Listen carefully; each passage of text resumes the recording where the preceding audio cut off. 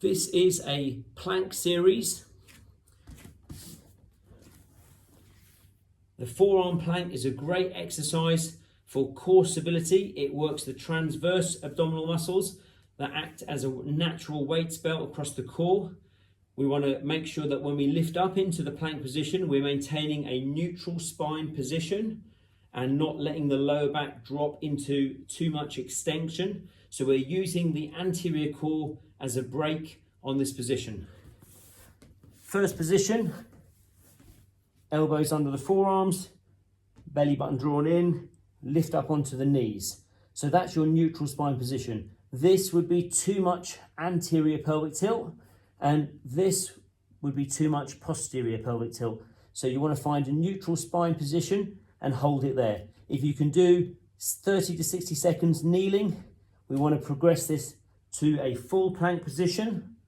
Once we can do in excess of 60 seconds here, maintaining good kinetic posture, we can then look at adding in variations that make this position more challenging and more dynamic. Whilst you're in this position, with your feet shoulder width apart, we can look at sliding one arm forwards, sliding the other arm forwards. The key here is that as I slide my arms forwards, there's no rotation in the hips. A small amount of lateral glide is acceptable, but you want to avoid any rotation. So starting with the feet slightly wider will be easier, and gradually bringing the feet closer together will make this position more challenging. You could start with sets of 5 to 10 arm reaches, where you slide your arm along the floor, or you lift your arm, or we can add in motions that add more time under tension by elevating the arm off the floor. The goal is to keep the pelvis as stable as possible and keep that good kinetic posture throughout the trunk.